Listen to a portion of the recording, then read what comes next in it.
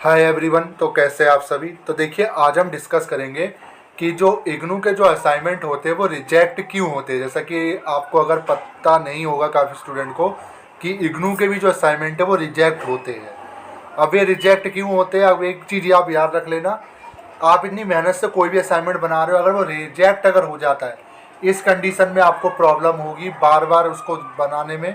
तो कुछ चीज़ें मैं आज आपको बताने वाला हूँ। सबमिट करने से पहले ये 5 चीज़ें ज़रूर चेक कर लेना कि क्या आपने गलती तो नहीं की। अगर गलती की है रिजेक्ट हो जाएगा और उस सब्जेक्ट में आप फेल हो जाओगे। तो क्या क्या चीज़ें आपको फॉलो करनी है आज की वीडियो में डिस्कस करूँगा। तो वीडियो शुरू करने से पहले चैनल पे नए हो सब्सक्राइब जरूर कर लेना, वीडियो अच्छी लगे लाइक करना और शेयर करना मत भूलना। तो देखिए विद्या अपडेट्स को बेसिकली हमने इग्नू के स्टूडेंट के लिए शुरू किया है। तो देखिए असाइनमेंट जो है वो क्यों रिजेक्ट होते हैं, कुछ चीज़ें मैं आपको बताता हूँ। पहला जो रिजेक्शन का कारण ये रहता है कि जो इग्नू का जो फ्रंट पेज होता है उस फ्रंट पेज में जो आपको डिटेल डालनी है वो डिटेल पूरी तरीके से आपको अपनी डिटेल और करेक्ट डिटेल डालनी है। मतलब डिटेल ऐसा ना हो कि आप कोई डिटेल मिस कर रहे हैं। डिटेल में क्या क्या डालना जरूरी है, आपका एनरोलमेंट नंबर, आपका प्रोग्राम कोड, आपका सब्जेक्ट कोड और नेम, ठीक है जो भी आपका सब्जेक्ट है, आपका रीजनल सेंटर कोड, आपका स्टडी सेंटर कोड और नाम, प्लस आपका मोबाइल नंबर, ईमेल एड्रेस और आपका एड्रेस। ठीक है, ये चीज़ें बहुत ज़रूरी होती हैं। अब कुछ चीज़ें मैं आपको बता दूं। देखिए एक्चुअली होता क्या है कि स्टूडेंट जल्दीबाजी बनाने के चक्कर में जो एनरोलमेंट नंबर है वो मिस्टेक कर देते हैं। एक नंबर भी अगर आपका एनरोलमेंट नंबर में अगर गलत होता है तो वो असाइनमेंट आपका रिजेक्ट हो जाएगा इस कंडीशन में।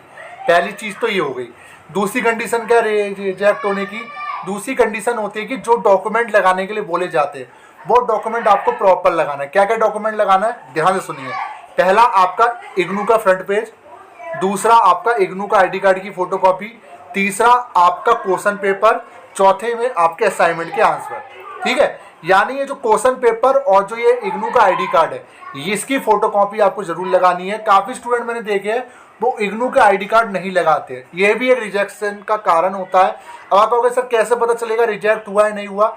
सिंपल सा, उसका रिजल्ट नहीं आएगा, वो नंबर शो नहीं करेंगे और महीनों बीत जाएंगे, उसके ना तो नंबर ना तो स्टेटस शो करेगा।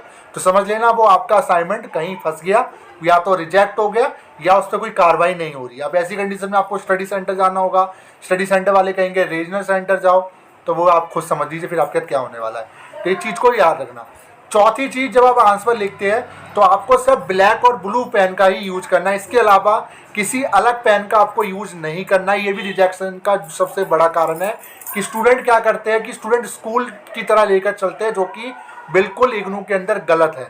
इग्नू ये कहता है कि आपको A4 साइज का पेज यूज करना है। A4 साइज कौन सा होता है, जिससे फोटो कॉपी होती है वो साइज, या तो ब्लैंक में बनाइए या लाइन वाला पेज आप यूज कर सकते हो। बट ब्लू और ब्लैक पेन, इसके अलावा रेड, ग्रीन, येलो ऐसे पेन और ग्लिटर वाले पेन अगर यूज करोगे रिजेक्ट हो जाएगा। सिंपल सी बात है। ठीक है, अब रिजेक्शन का कई कारण और होते हैं। सबसे बड़ा रिजेक्शन का जो कारण ये होता है कि जो आप असाइनमेंट की फाइल बना रहे हो उस असाइनमेंट की फाइल को आपको अच्छे से अटैच करना है, जैसे बांधना है। मैं यहाँ फाइल की बात नहीं करना, बांधना है।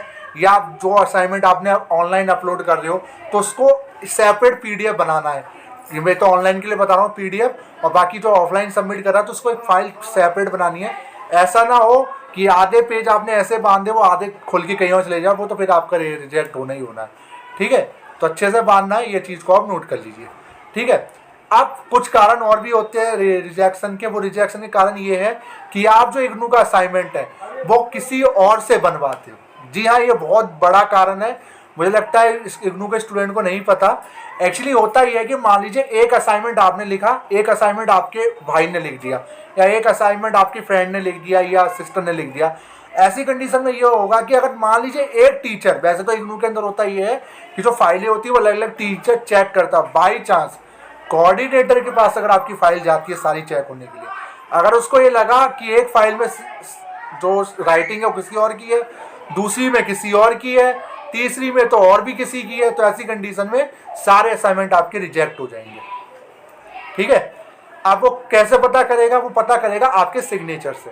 जो आप सिग्नेचर करते हो ना, क्योंकि फ्रंट पेज तो आपने भरा होगा वो उससे पता है। सिग्नेचर तो डेफिनेटली आपने किया ही होगा, चलो फ्रंट पेज नहीं भरा होगा। तो सिग्नेचर से पहचान लेगा कि आपकी राइटिंग है या नहीं है। अब राइटिंग 2-3 बार आप दूसरे लिखवाओगे, बीच में से कहीं और लिखवा रहे हो, रिजेक्ट हो जाएगा। एक चीज़ और, जब भी आप असाइनमेंट बनाओ पेज नंबर जरूर डाल देना, इससे क्या रहता है, नंबर अच्छे मिल जाते हैं। ठीक है, अब कुछ चीज़ें और जान लीजिए। देखिए बहुत चीज़ें होती है असाइनमेंट रिजेक्शन की, मैं इसलिए बार बार कहता हूँ वीडियो को पूरा देखिए, ये चीज़ों कोई बताएगा नहीं। मुझे लगता नहीं है आज के टाइम पे यूट्यूब पे जितने हैं उन्होंने कभी इग्नू से कोर्स किया होगा, तो मैंने किया है, मेरा पर्सनल एक्सपीरियंस जो है वो मैं आपको बता रहा हूँ कि किन किन चीज़ों का आपको ध्यान रखना है। जब भी आप असाइनमेंट सबमिट करने जाओ तो स्लिप जरूर लेकर आना। एज अ फ्यूचर अगर प्रॉब्लम होती है उस स्लिप्स के आधार पर ही, उसकी एविडेंस के आधार पर आप उनके ऊपर कार्रवाई कर सकते हो, आप उनको दिखा सकते हो।